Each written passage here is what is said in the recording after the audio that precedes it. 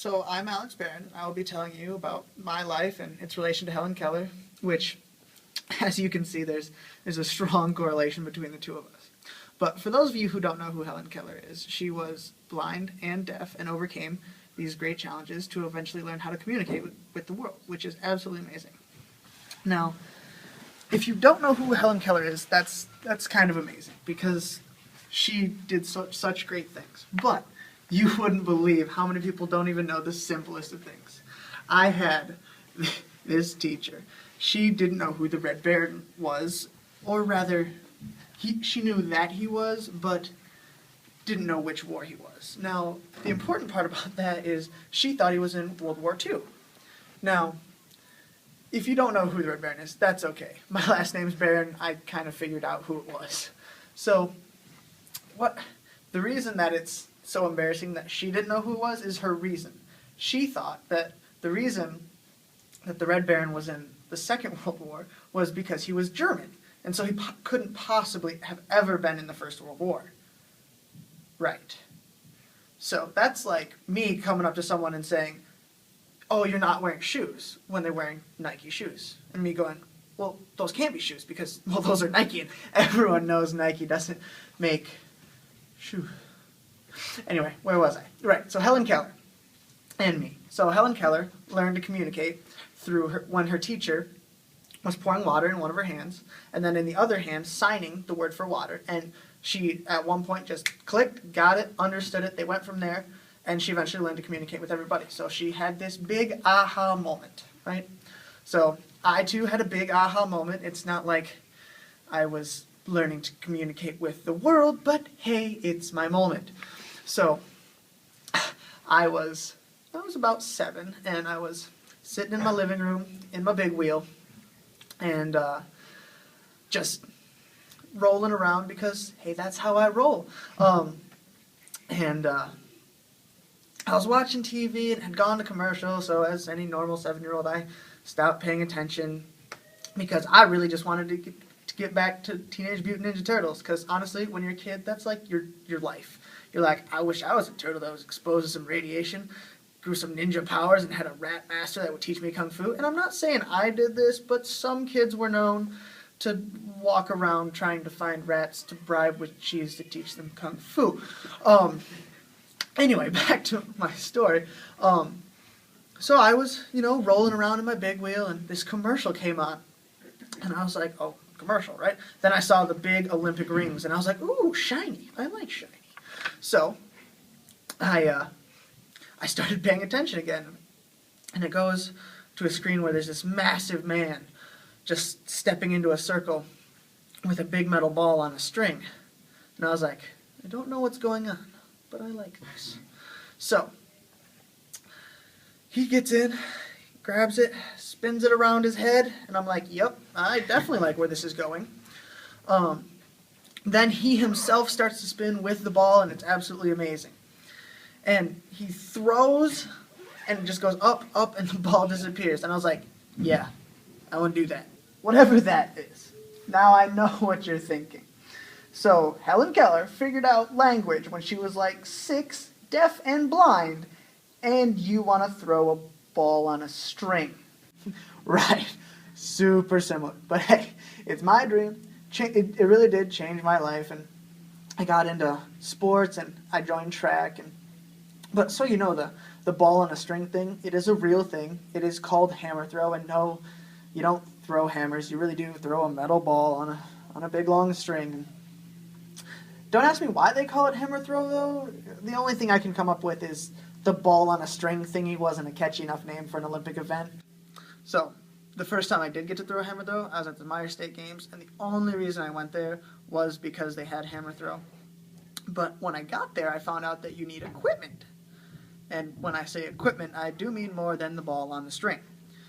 Got there, and they found out you needed special gloves and special shoes. And yeah, they explained the rules, like you can have gloves without fingertips, but not gloves with fingers, and what kind of shoes you can and can't wear, and what weight hammer it has to be for your age group. And I kind of went, well, I'm probably gonna have to ask someone to borrow their stuff. Looks like I get to be super social today. Okay, so I'm looking around, and I find the guy that is the closest to my age. So I go up to him, and I'm thinking, okay, so if I play dumb and just be really nice and polite, maybe he'll let me borrow this stuff. So I go up to him, and I'm like, hey, can I borrow your hammer? And he kind of looks at me and goes, no. So evidently my nice and polite came off as really dumb. But then he was nice enough to explain, well, it's not my hammer, it's my college's, and I don't want you to break it, which I'm pretty sure he was convinced I was going to do. So now that I've asked the only person even close to my age, I have to ask some of the other competitors who are in their 40s, and they're kind of big and scary. And to be honest, they're all kind of big this way. Some of them are big this way. And they kind of look like bears. So I go up to the smallest bear and ask him if I can borrow his stuff. It turns out to be both a really good decision and a really bad decision. On the good part, he let me borrow everything I needed to throw that day. He also decided to help me out because he realized I had no idea what I was doing. So the bad part goes along with the help. I appreciated his help, but the thing was, he was very easy to understand. He was very loud. And when I say very loud, I mean, I think he was stuck on tell everyone around you there's a fire volume and could not get off of it. So anyway, he was walking me through what I need to do, which I do really appreciate. And I could hear him crystal clear because he was at fire alarm level. But the thing was, I could understand him, but so could the other competitors and the officials standing in the distance and most of the stadium we were in. So now, I'm not normally a nervous person, but when there's hundreds of people watching me do something I know I have no idea what I'm doing, let's say I was slightly apprehensive. So I get into the ring, right? And the other competitors are still coaching me as what I need to do, and I do really appreciate this. So I set my feet right, and I grip it right, and I start swinging it around my head once, swing it around twice, let go. And it's the best throw they had seen from a first-time thrower. It was awesome. No, just kidding. So I did do really good. I got my feet right. I did the handle part right, and I swung it around my head right both times. The only problem was when I threw it. I threw it really hard and forgot to let go of the handle. So now, yes, I was thrown, and it is quite amazing how far 16 pounds can pull a human being. So I land about 7 feet outside the ring. Now, when I say land, I mean that's where I skidded to a nice halt on the oh-so-solid ground. So I got up, and luckily the only thing that was broken was my self-esteem. But after that, the rest of the day went smoothly, and I really did enjoy myself. Now, I know what you're thinking. So, I get that you're not a graceful human. We get that. And there's always that guy in the back that's like, wait, why is there a hammer on the end of a string? Probably makes it hard to hit nails with. I bet that's why he fell. But yes, back to Hellen Keller. So this does relate, because although I did fail catastrophically, the broken fire alarm of a man, he really did help me out though.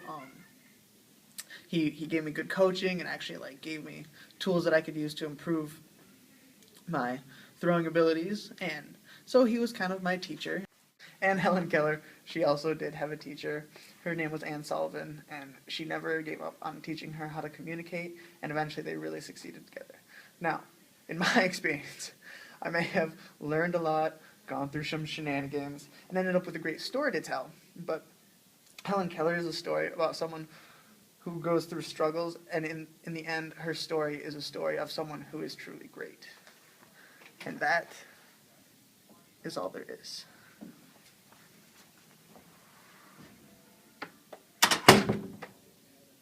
She was probably less bear-like.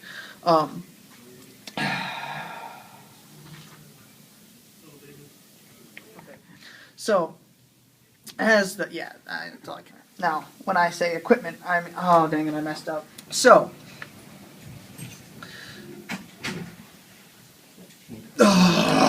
she did also have, oh damn it, not Anne Sullivan. Anne Sullivan. Hellen Keller. Anne Sullivan was the teacher. Okay. We're ready to go. We're sussing. Are you still videotaping this? I love bloopers. Oh. What?